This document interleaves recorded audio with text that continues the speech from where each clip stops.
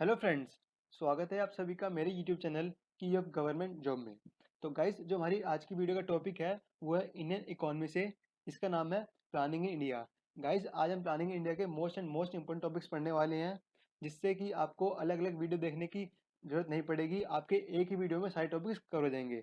Guys, जो आज की वीडियो का टॉपिक है वो है rolling plan, annual plan, types of planning, NITI Aayog, Gandhi model and many more. ऐसे कई सारे इंपॉर्टेंट टॉपिक्स आज हम पढ़ने वाले हैं।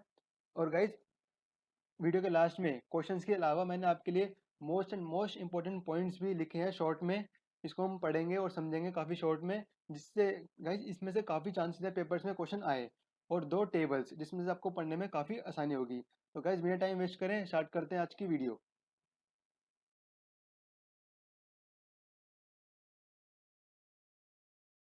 तो गाइज, जो हमारा आज का पहला क्वेश्चन है वो है the planning commission of India is. हमें गाइज जानना प्लानिंग कमीशन है वो इंडिया की क्या है। तो गाइज, इसका सही आंसर है ऑप्शन डी, एक नॉन स्टैट्यूटरी बॉडी है। गाइज, हमें बताना है जो प्लानिंग इंडिया हमारी एक नॉन स्टैट्यूटरी बॉडी है, गैर संवैधानिक। मतलब कि गाइज, हमारे जो कॉन्स्टिट्यूशन है इसमें ऐसा कहीं नहीं लिखा है कि प्लानिंग कमीशन बनानी चाहिए।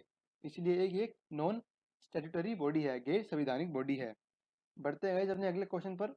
Second question, the planning commission of India was constituted in the year. Guys, हमें बताना है जो प्लानिंग कमीशन हमारी वो कब गठित हुई थी। तो गाइस, इसका सही आंसर है ऑप्शन सी, 1950 में। और 1951 में हमारा आया था फर्स्ट 5 ईयर प्लान। हमारी जो प्लानिंग कमीशन है वो 1950 में जो है एस्टेब्लिश हो गई थी। किसके द्वारा? चेयरमैन जवाहरलाल नेहरू। गाइस, जवाहरलाल नेहरू ने ही प्रपोजल सामने दिया था प्लानिंग कमीशन बनाने के लिए, इसलिए उनको चेयरमैन भी बनाया गया था और ये 1950 में हुई थी। बढ़ते हैं गाइस अपने अगले क्वेश्चन पर। Third question, only one of the following can be the ex officio chairman of the planning commission. He is the. हमें गाइस बताना है कि एक ही जो है बंदा चेयरमैन हो सकता है प्लानिंग कमीशन का, वो कौन हो सकता है। तो गाइस, इसका सही आंसर होगा ऑप्शन सी, प्राइम मिनिस्टर। तो गाइस, हमारा जो प्लानिंग कमीशन का जो चेयरमैन होता है वो हमेशा हमारा जो करंट प्राइम मिनिस्टर होता है वही होता है। तो गाइस, इसके हिसाब से हमारा जो करंट प्लानिंग कमीशन का चेयरमैन कौन हुआ? तो गाइस, उसका नाम, उनका नाम होगा नरेंद्र मोदी, क्योंकि वही हमारे प्रेजेंटली प्राइम मिनिस्टर हैं। बढ़ते हैं गाइस अपने अगले क्वेश्चन पर। Fourth question, which is the highest body that approves 5 year plan in the country. Guys, हमसे ये पूछा है कि कौन सी हाईएस्ट बॉडी है जो अप्रूव करती है 5 ईयर प्लान को कंट्री में। तो गाइस, हमें इसका सही आंसर है option D, national development council. Guys, इसमें कई सारे जो स्टूडेंट्स हैं वो शायद प्लानिंग कमीशन को लगा दें, पर प्लानिंग कमीशन जो है वो रॉन्ग आंसर है। प्लानिंग कमीशन जो है वो हाईएस्ट बॉडी नहीं है जो अप्रूव करे 5 ईयर प्लान को। इसका आंसर होगा D, national development council. NDC जो है एक हाईएस्ट बॉडी है जो अप्रूव करती है 5 ईयर प्लान को। गाइस, ये सेट हुई ये जो डेवलपमेंट काउंसिल है ये सेटअप हुई थी 6 अगस्त 1952 को।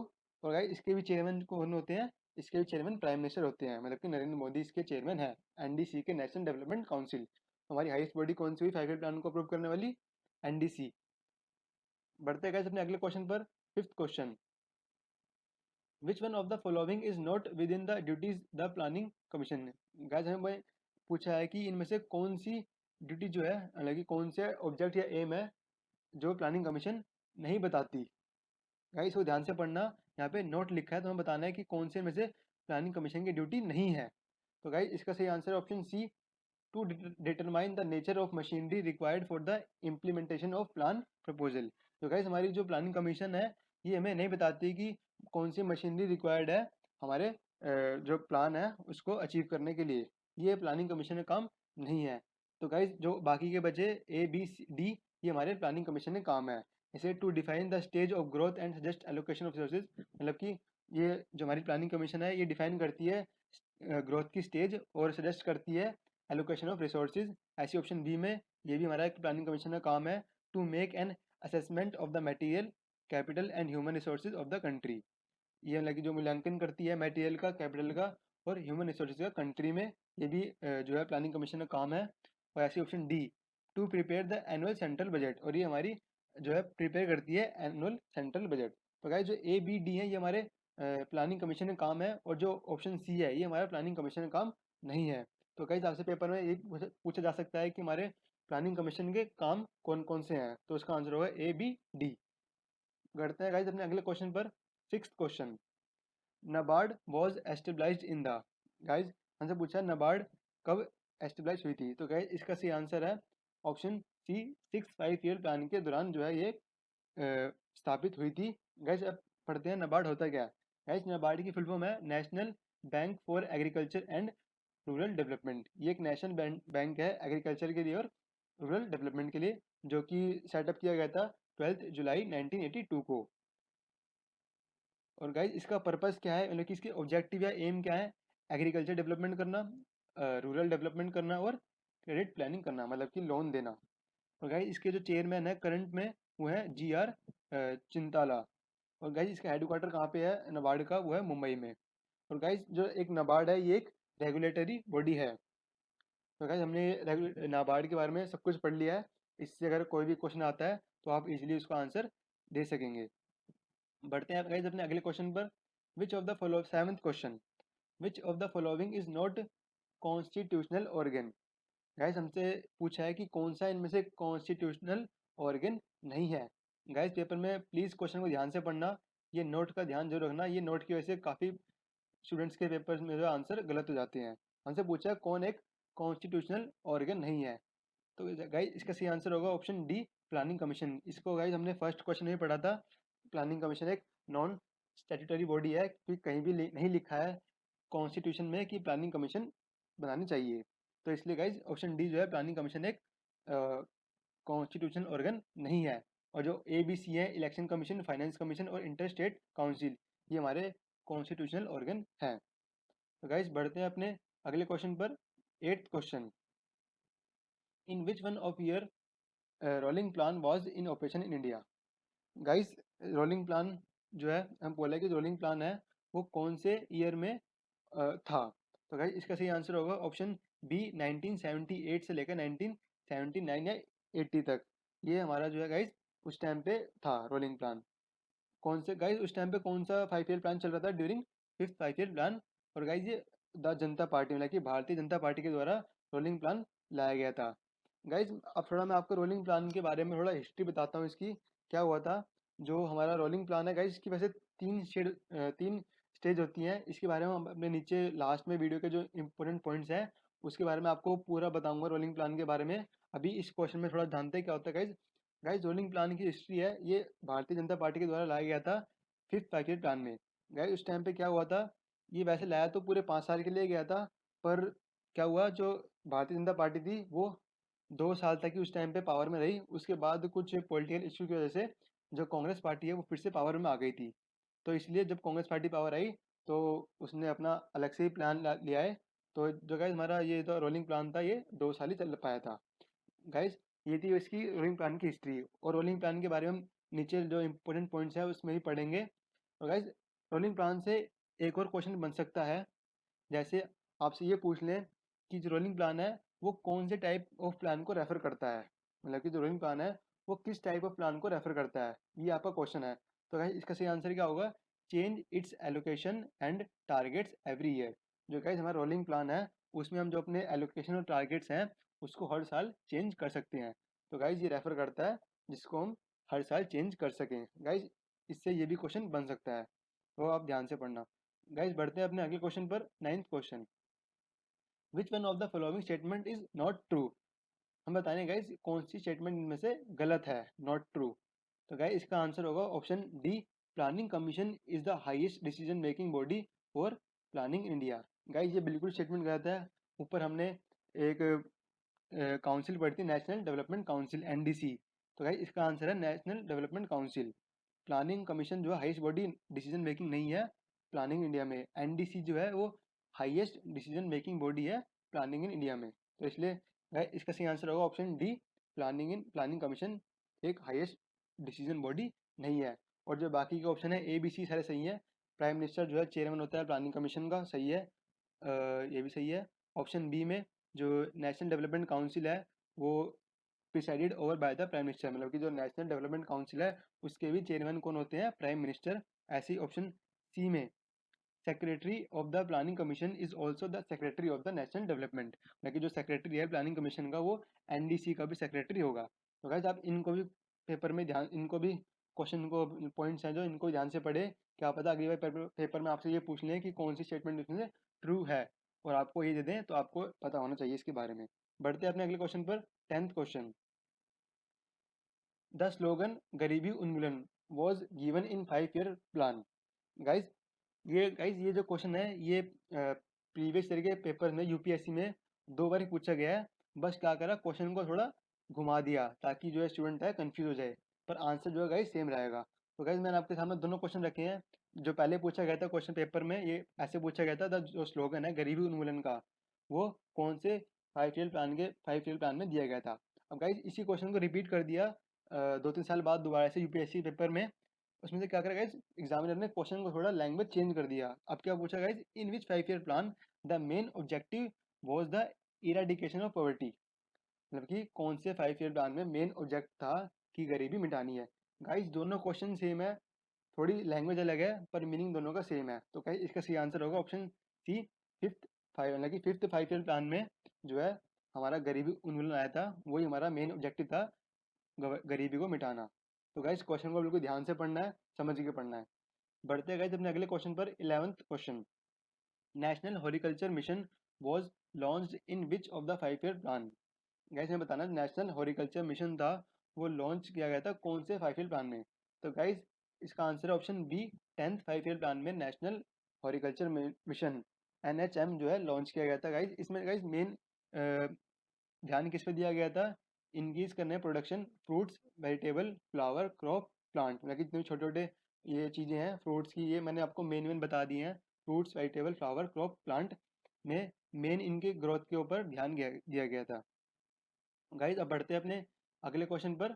12th question, who was the first chairman of planning commission of India. तो गाइज इसका सही आंसर है ऑप्शन बी, पंडित जवाहरलाल नेहरू, जो हमारे फर्स्ट चेयरमैन थे प्लानिंग कमीशन के इन 1950। बढ़ते गए अपने अगले क्वेश्चन पर। 13th क्वेश्चन, 20 पॉइंट प्रोग्राम 20 सूत्री कार्यक्रमा। 20 पॉइंट प्रोग्राम को हमने इसमें हिंदी में लिख दिया इसको 20 सूत्री कार्यक्रमा, was first launch in the year. Gas हमसे पूछा है जो 20 पॉइंट प्रोग्राम था, इसको गैस हम TPP भी बोलते हैं, TPP। गाइस 1975 में पहली बार लाया गया था by prime minister Indira Gandhi. Guys 20 point programme था, इसमें जो कंट्री के जो मेन 20 पॉइंट्स को लिया गया था, जैसे गरीबी हटाना, रूरल डेवलपमेंट करना, ऐसे 20 पॉइंट थे जिनके ऊपर सरकार को काम करना था। उसमें काफ़ी सारे 20 पॉइंट्स हैं, ऐसे मैंने सारे नहीं लिखे हैं, आप खुद ही समझ जाइए। गरीबी हटाना हो गया, रूरल डेवलपमेंट हो गया, एनवायरनमेंट का डेवलपमेंट हो गया, ऐसे कई सारे पॉइंट्स थे। उनको प्राइम मिनिस्टर इंदिरा गांधी लाई थी 1975 में सबसे पहली बार, कि उन पे काम करा जाएगा। भाई उसके बाद ये 2 बार रिवाइज हुआ है, दोबारा से 1982 में हुआ है रिवाइज, दोबारा लाया गया है, और फिर 1986 में इसको दोबारा लाया गया था 20 पॉइंट प्रोग्राम को। अगर आपसे पूछा जाए कि दोबारा रिवाइज कब हुआ है ये, तो उसका आंसर होगा 1982 में, और फिर दोबारा तीसरी बार कब रिवाइज हुआ था 1986 में। पहली बार लाया गया था 1975 में bye prime minister Indira Gandhi के द्वारा। बढ़ते हैं अपने अगले क्वेश्चन पर। 14th question, who presides over the national development council of India. तो गाइस इसका सही आंसर होगा, इसका मतलब है गाइस कौन जो है अध्यक्षता करता है NDC की इंडिया में। तो गाइस इसका सही आंसर होगा option B, prime minister of India. बढ़ते हैं गाइस अपने अगले क्वेश्चन पर। 15th question, planning India in real sense begin with second 5 year plan, who was the architect of Indian planning. Guys हमें ये बोल रहा है इस क्वेश्चन में, जो इंडियन प्लानिंग है वो सच में जो है स्टार्ट हुई थी सेकंड 5 ईयर प्लान से। अब हमसे पूछा गया सेकंड 5 ईयर प्लान के आर्किटेक्ट कौन थे, मतलब कि किसने सेकंड 5 ईयर प्लान को बनाने में सबसे ज़्यादा हेल्प करी थी। तो गाइज इसका सही आंसर है option D, PC Mahalanobis. Guys अगला क्वेश्चन भी बिल्कुल सेम है, इसी से रिलेटेड। दोनों क्वेश्चन को आप ध्यान से पढ़ना, कैसे एग्जामिनर जो है क्वेश्चन की लैंग्वेज चेंज करके पूछता है। अब गाइज हमसे ये क्या पूछ लिया 16 क्वेश्चन में, whose name is associated with the formulation of planning strategy in second 5 year plan. Guys second जो 15th क्वेश्चन है वो ये भी उससे ही मिलता जुलता क्वेश्चन है, बिल्कुल सेम क्वेश्चन है एक तरह से, बस थोड़ा लैंग्वेज चेंज कर दी है। गाइज हमने पूछा है कि इसमें कौन किसको मतलब कि किसको माना गया था सेकंड 5 ईयर प्लान की स्ट्रेटेजी बनाने के लिए। तो गाइज इसका सही आंसर होगा प्रशांत चंद्रा महालनोबिस। गाइज जो हमारे PC महालनोबिस है, इनका पूरा नाम है प्रशांता चंद्रा महालनोबिस। अगर आपके सामने पीसी महालनोबिस भी लिखा आ जाए तो आप इसका आंसर सी ही टिक करके आना, प्रशांत चंद्रा महालनोबिस। बढ़ते हैं गाइस अपने अगले क्वेश्चन पर।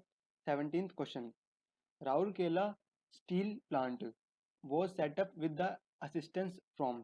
गाइज हमें पूछा राउरकेला स्टील प्लांट है हमारा गाइज, वो किसकी सहायता से स्थापित किया गया था। तो गाइज ये इसका सही आंसर होगा ऑप्शन बी, वेस्ट जर्मनी की सहायता से जो हमारा राउरकेला स्टील प्लांट 1955 में स्थापित किया गया था उड़ीसा में। बढ़ते हैं गाइज अपने अगले क्वेश्चन पर। 18th question, during which 5 year plan was the emergency claimed new election took place and the Janata party was elected। हमसे गाइस पूछा है कौन से 5 year प्लान में इमरजेंसी लगी थी और इलेक्शन दोबारा किए गए थे और जो भारतीय जनता पार्टी है वो दोबारा पावर में आई थी। तो गाइस इसका सही आंसर है ऑप्शन सी, 5th 5 year प्लान में ये सब कुछ हुआ था। बढ़ते हैं गाइस अपने अगले क्वेश्चन पर। 19th question, the Gandhian plan was expounded in 1944 by. कहीं ने पूछा तो गांधीन प्लान है वो 1944 में आया था, ये कौन लाया था या किसके द्वारा लाया गया था। तो गाइस इसका सही आंसर है ऑप्शन डी, श्रीमन नारायण अग्रवाल के द्वारा, मतलब कि एस एन अग्रवाल, इनकी शॉर्ट फॉर्म है नाम की एस एन अग्रवाल। जो हमारा गांधीन प्लान था जो कि हमारे प्लानिंग कमीशन जो एस्टेब्लिश हुई 1951 में, 1950 में, उसके पहले भी गाइज हमारे प्लान चल रहे थे। तो उससे पहले था एक गांधीन प्लान, वो गाइज आया था 1944 में बाय श्रीमन नारायण अग्रवाल। ये हमारे जो प्लानिंग कमीशन है उसके आने से पहले ये प्लान आया था। बढ़ते गए अपने अगले क्वेश्चन पर। 20th question, inclusive growth as enunciated in the 11th 5 year plan does not include one of the following. Guys ये कह रहा है इंक्लूसिव ग्रोथ जो है स्थापित की गई थी 11th 5 year प्लान में कि इंक्लूसिव ग्रोथ होगी। अब पूछा गाइज प्लान में does not include one of the following, तो गाइज इनमें कह रहा है इनमें से कौन सा जो है 11th 5 year प्लान का ऑब्जेक्टिव या एम नहीं था। दोबारा से गाइज पढ़ना इसको, ऑप्शन है इसमें नोट, इससे पूछा है कौन सा 11th 5 year प्लान का एम या ऑब्जेक्टिव नहीं था। तो गाइज इसका सही आंसर होगा option D, strengthening of capital market जो है 11th 5 year प्लान का ऑब्जेक्टिव नहीं था। जब बाकी के 3 हैं ये हमारे 11th 5 year प्लान के ऑब्जेक्टिव थे। और जो हमारा लास्ट ऑप्शन है D, strengthening of capital market, ये हमारा 11th 5 year प्लान का ऑब्जेक्टिव नहीं था।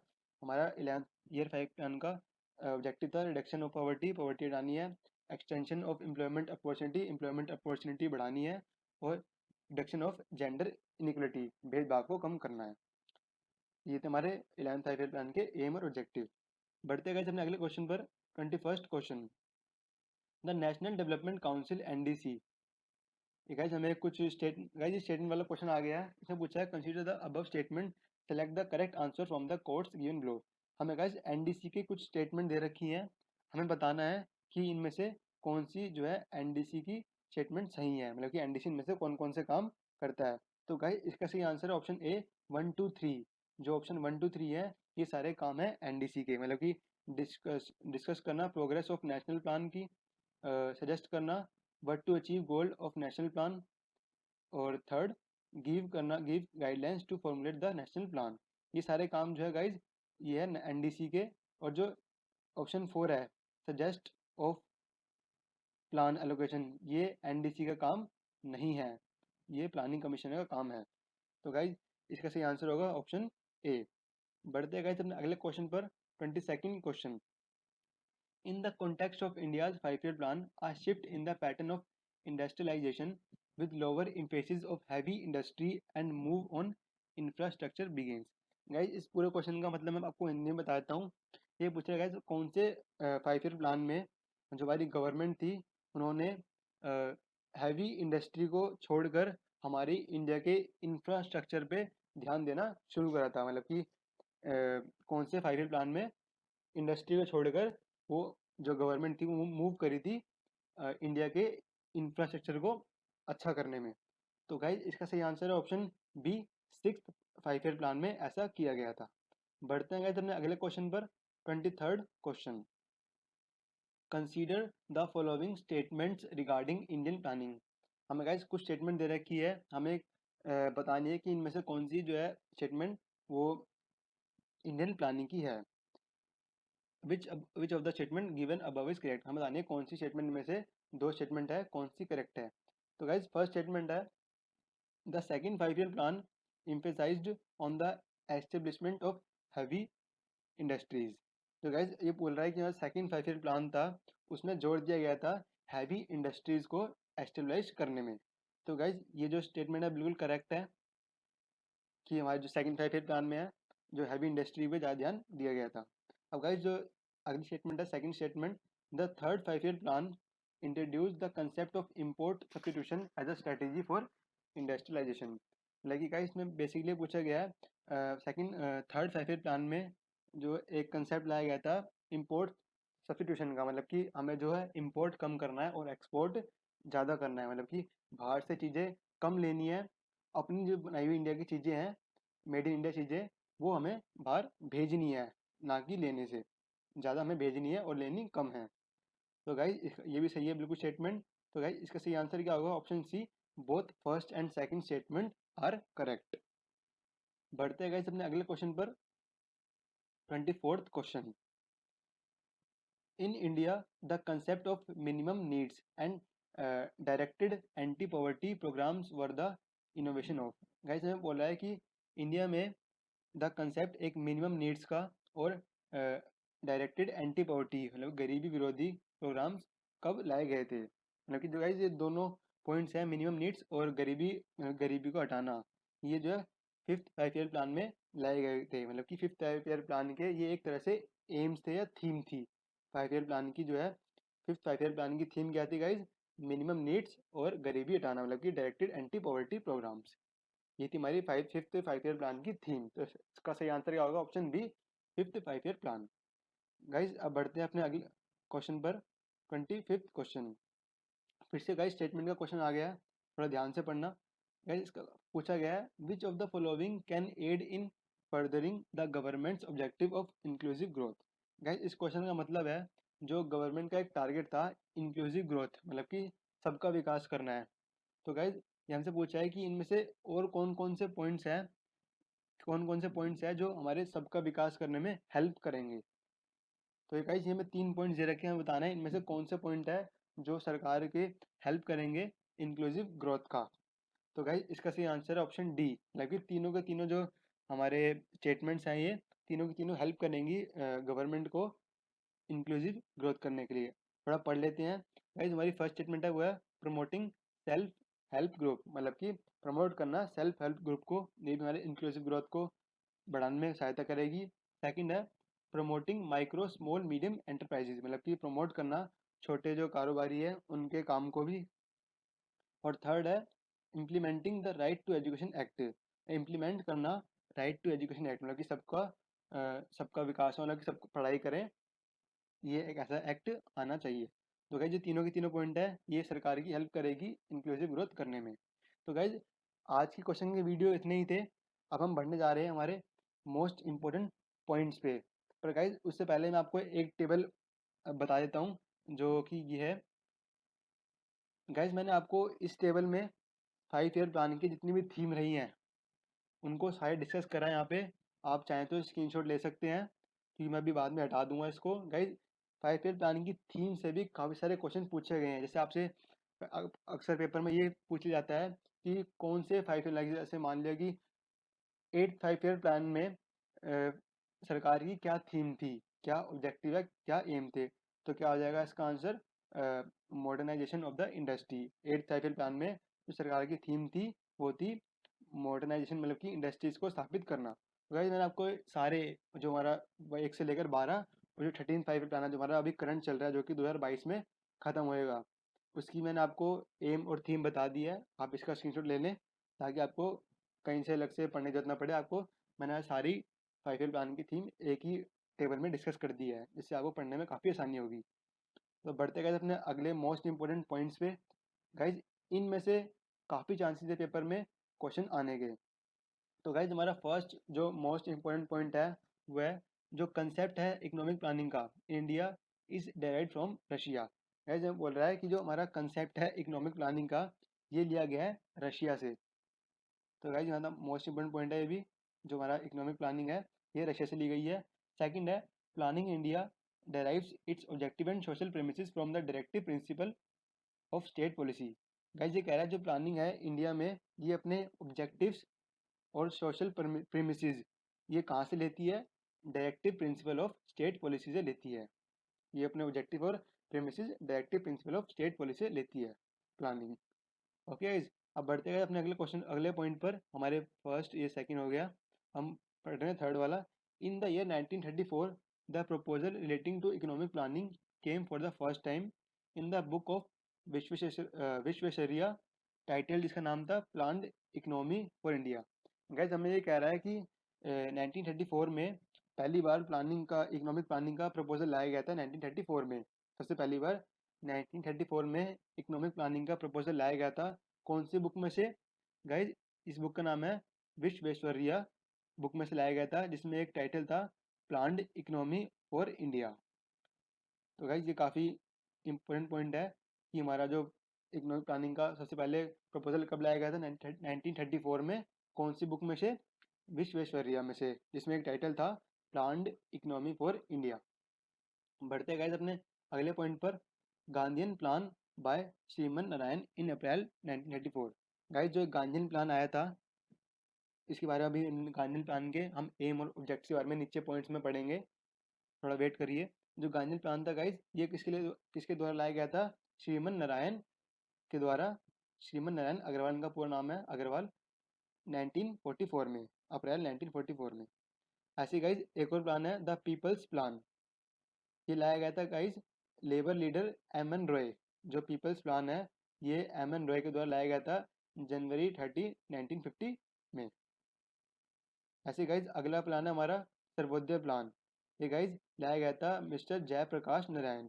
जो सर्वोदय प्लान था गाइज ये लाया गया था मिस्टर जयप्रकाश नारायण के द्वारा। गाइज हमारा अगला पॉइंट है, हमारे ये सारे प्लान हो गए हैं। अगला पॉइंट है the planning commission was constituted in India in 1950 as a non constitutional and advisory corporation and first 5 year plan was prepared in 1950। Guys ये बेसिकली कह रहा है प्लानिंग कमीशन जो है 1950 में एस्टेब्लिश हुई थी एक non constitutional and advisory corporation के तहत, और जो फर्स्ट 5 ईयर प्लान है वो आया था 1951 में। अब गाइज हमारा अगला पॉइंट है नीति आयोग से। On 1 January 2015 the newly formed NITI Aayog has replaced the planning commission. Guys जो 1950 में प्लानिंग कमीशन एस्टेब्लिश हुई थी, क्या हुआ 2015 में जब भारतीय जनता पार्टी पावर में आई तो उसने उस प्लानिंग कमीशन का नाम बदलकर नीति आयोग रख दिया। गाइज नीति आयोग की फुल फॉर्म मैं आपको बता देता हूँ, national institution for transforming India आयोग। इसकी ये पूरी फुल फॉर्म है national institution for transforming India आयोग, जो कि 1 जनवरी 2015 में लाई गई थी। गाइस हमारा अगला पॉइंट है the basic aim of economic planning in India is to bring about rapid economic growth through development of agriculture, industry, power, transport and communication and और other sector of the economy. जैसे मैं कह रहा है कि जो हमारी बेसिक हमारा जो हालांकि जितने भी 5 ईयर प्लान बने हैं उसका बेसिक एम था rapid economic growth through development of agriculture, मतलब कि एग्रीकल्चर का डेवलपमेंट करके हमारी इकोनॉमी को बढ़ाना है, इंडस्ट्री को डेवलपमेंट करना है, पावर का डेवलपमेंट करना है, ट्रांसपोर्ट और कम्युनिकेशन में भी हमें डेवलपमेंट करना है, और जो बाकी के सेक्टर्स हैं प्राइवेट सेक्टर्स हैं इनको भी हमें डेवलप करना है ताकि हमारी इकोनॉमी राइज कर सके। अब गाइस हम पढ़ते हैं हमारे इम्पोर्टेंट प्लान एनुअल प्लान के बारे में। गाइस बेसिकली एनुअल प्लान जो है 2 बार लाया गया है इंडियन हिस्ट्री में। एक कब लाया गया था गाइस 1966 से लेकर 1969 में, जो कि 3 साल तक रहा था, और एक लाया गया था गाइस 1990 और से लेकर 1992 में, जो कि 2 बार रहा था। गाइस थोड़ा जानते हैं इनके पीछे की हिस्ट्री, ये क्यों लाया गया था एनुअल प्लान। गाइस जो एनुअल प्लान है 1966 और 1969 तक, गाइस इसको हम प्लान हॉलीडे के नाम से भी जानते हैं। गाइस इससे एक क्वेश्चन भी बन सकता है, जैसे the period of plan holiday in India was. हमसे क्वेश्चन ये पूछा जा सकता है कि जो the period of plan holiday in India was, कि जो प्लान हॉलीडे का पीरियड था वो क्या था 1966 से लेकर 1969 जो है प्लान हॉलीडे का पीरियड था। गाइज इससे ये एक और क्वेश्चन बन सकता है। अब गाइज ये एनुअल प्लान क्यों लाया गया था? गाइज जो हमारा थर्ड 5 ईयर प्लान था 1961 से लेकर 1966 तक, उसमें जो सरकार ने अपने एम रखे थे कि हमें ये चीज़ें ग्रोथ करनी है, तो गाइज उसमें क्या हुआ, 1962 में क्या हुआ, चाइना और इंडिया के बीच में वॉर हो गई। उसकी वजह से जो है थोड़ा इंफ्रास्ट्रक्चर हमारा बिगड़ गया। उसके बाद ही 1965 में हमारी पाकिस्तान से वॉर हो गई, और उसके बाद 66 में थोड़ा सूखा पड़ गया, एग्रीकल्चर में थोड़ा डाउन हो गया। तो गाइज जो हमारा थर्ड 5 ईयर प्लान था, जो उसके ऑब्जेक्टिव्स थे वो पूरी तरह फेल हो गए थे, कुछ भी हम अचीव नहीं कर पाए थे, दो वॉर की वजह से। तो भाई उसके बाद जो है हमने डिसाइड किया कि हम एक एनुअल प्लान लाएंगे जिसको हम हर साल चेंज कर सकते हैं।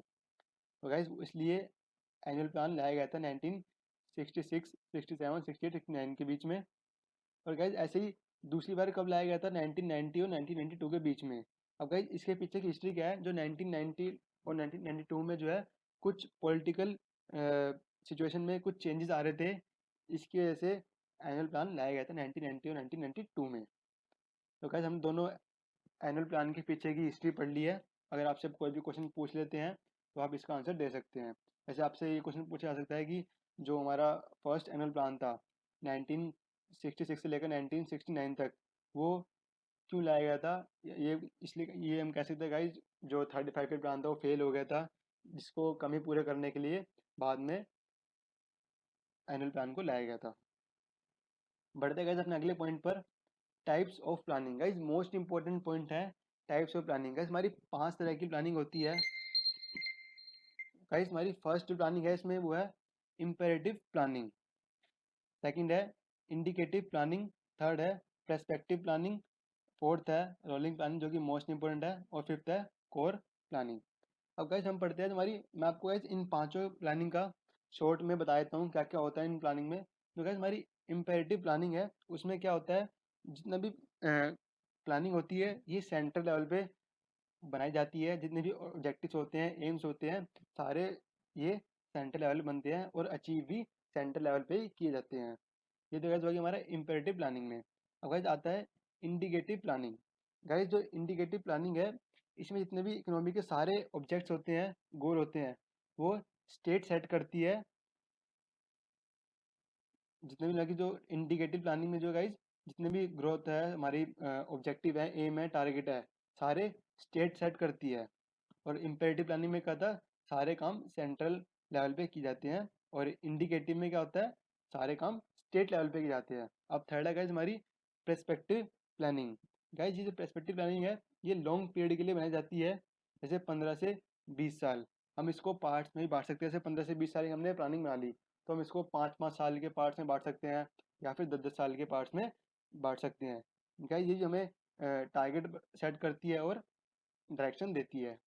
अब गाइज आती है fourth planning, rolling plan. Guys basically rolling plan के अंदर जो है 3 स्टेप्स होते हैं।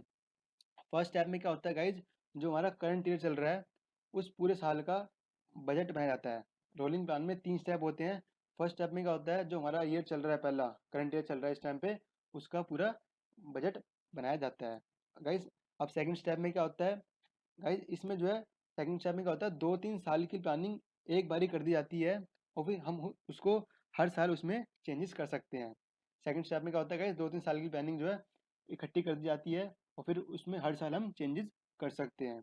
और गाइज लास्ट है थर्ड स्टेप में क्या होता है गाइज, 10 से 20 साल के लिए प्लान बना दिया जाता है, उसको बाद में हम पार्ट्स में भी बांट सकते हैं और चेंजेस कर सकते हैं। तो गाइज रोलिंग प्लान में 3 स्टेप होते हैं। पहले में क्या होता है, जो करंट ईयर चल रहा है उसका पूरे साल का बजट बनाया जाता है। सेकंड में क्या होता है, 2-3 साल की प्लानिंग इकट्ठी करी जाती है, बाद में उसको हम हर साल चेंज कर सकते हैं। थर्ड स्टेप में सीधा 15 से 20 साल की प्लानिंग की जाती है। अब लास्ट है guys core plan. Guys core plan में क्या होता है, जो सेंटर होता है वो स्टेट्स को कहता है कि आप हमें एक अपनी एस्टीमेट रिपोर्ट भेजिए, जिसमें आप हमें बताइए कि आप अपने अगले 5 साल में ये काम करेंगे अपनी स्टेट को डेवलप करने में, अपने रूरल डेवलपमेंट करने में, और उससे आपको इतना प्रॉफिट होएगा। जब गाइस सब सारी स्टेट अपनी रिपोर्ट जो है बना के अच्छे से सेंटर को भेज देती है, तो गाइस उसके हिसाब से सेंटर स्टेट को पैसे दे देता है कि आप इतने, आपके जो रिपोर्ट आई है उसके हिसाब से आपको इतने पैसे में काम चल जाएगा। तो गाइस इससे क्या होता है, फालतू के पैसे स्टेट के पास नहीं जाते। तो गाइस ये थी हमारे टाइप्स ऑफ प्लानिंग। पाँचों पाँचों मैंने प्लानिंग के बारे में आपको हिंदी में थोड़ा थोड़ा बता दिया है। अगर आपसे पेपर में पूछ लेते हैं तो आप, मुझे पक्का विश्वास है, आप इसका आंसर सही दे के आएंगे। अब गाइस पढ़ते थोड़े मोस्ट इंपॉर्टेंट मॉडल्स के बारे में। गाइस जो हमारा first model model of economic development है, फर्स्ट मॉडल है नेहरू महालनोबिस मॉडल इन सेकंड 5 ईयर प्लान 1956 से लेकर 1961 तक। जो गाइस हमारा पहला मॉडल आया था वो था नेहरू महालनोबिस मॉडल, जो कि सेकंड 5 ईयर प्लान में आया था 1956 से लेकर 1961 तक। गाइस इस मॉडल के एम क्या थे, पढ़ते हैं। एनलार्जमेंट ऑफ अपॉर्चुनिटीज़, मतलब कि जो अपॉर्चुनिटीज़ हैं उनको बढ़ाना। Growth with social justice for the less privilege section of the society and remove poverty, मतलब कि जो ग्रोथ थी वो सोशल जस्टिस के साथ करेंगे, किसमें, रूरल एरियाज़ में, और गरीबी हटाएंगे, अनएम्प्लॉयमेंट हटाएंगे, disease and ignorance from rural area, मतलब कि जो जितनी भी बीमारियाँ चल रही हैं उसमें ज़्यादा ध्यान देंगे रूरल एरिया की। ये थे गाइस नेहरू और महालनोबिस मॉडल के एम। अगर आपसे पूछ लेते हैं कि नेहरू और महालनोबिस के एम क्या थे मॉडल के, तो आप इसका आंसर दे सकते हैं। अब गाइस पढ़ते हैं मोस्ट इंपॉर्टेंट मॉडल, ये भी एक मॉडल है, द गांधीयन मॉडल। गाइस ये हमारे 1950 से पहले 1944 में लाया गया था। Guys Gandhian plan board by Acharya S N Agarwal. जो गांधीयन प्लान था गाइस ये आचार्य एस एन अग्रवाल के द्वारा लाया गया था इन 1944, जो कि रीअफ्रेंड हुआ था 1948 में भी।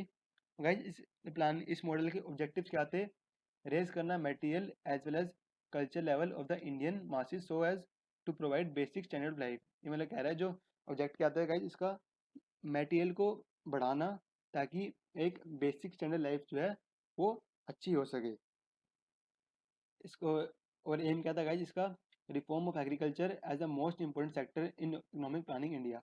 गाइस इसका एम था, जो हमारा एग्रीकल्चर है ये एक मोस्ट इंपॉर्टेंट सेक्टर है हमारी इकोनॉमिक प्लानिंग का, इससे ही हमारी इकोनॉमिक जो है बढ़ सकती है।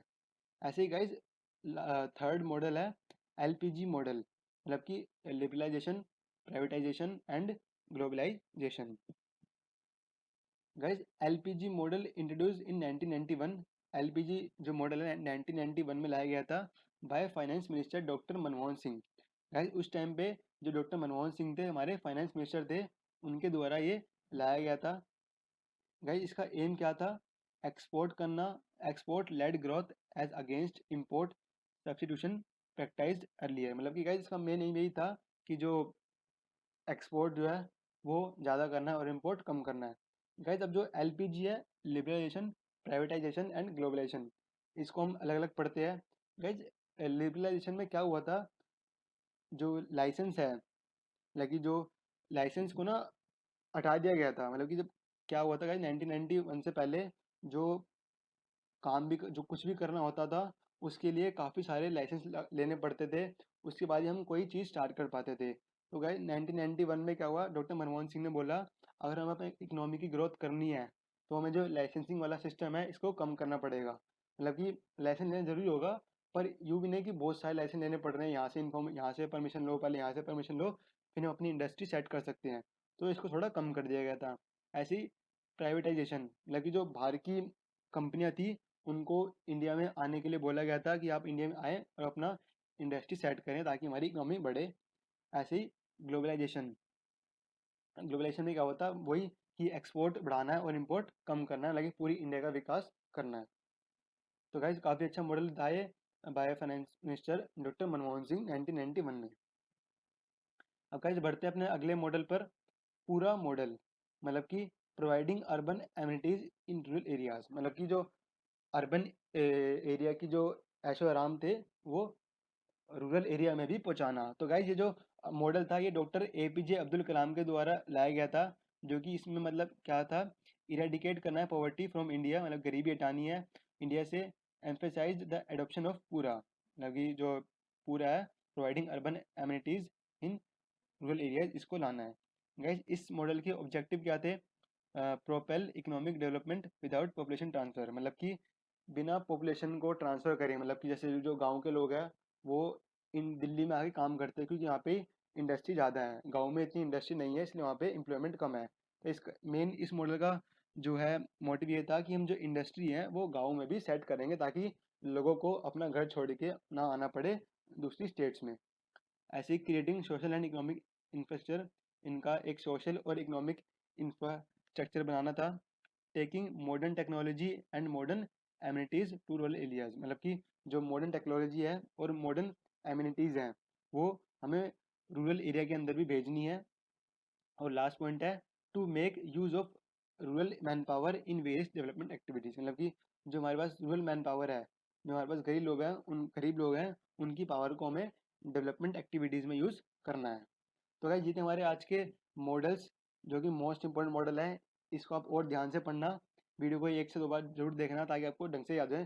अब गाइस हम बढ़ते हैं हमारे नेक्स्ट चार्ट पे। ये वीडियो का लास्ट चार्ट है। इसमें मैंने आपको 5 ईयर प्लानिंग के बारे में पूरे डिस्कस करा है कि 5 ईयर प्लान, जो फर्स्ट 5 ईयर प्लान है वो कब लाया गया था, इसका टारगेट क्या था और हमने कितना अचीव करा, और उस टाइम पे मॉडल कौन सा था। गाइस आप इसके स्क्रीनशॉट ले सकते हैं या फिर वीडियो को पॉज करके देख सकते हैं। ये मैंने सारे यहाँ पे प्लान डिस्कस करे हैं और 2 यहाँ पे नीचे हैं। गाइस आप इनके स्क्रीनशॉट ले लें। तो गाइस आज की वीडियो में इतना ही। Till then keep watching. अब मिलेंगे अगली वीडियो में।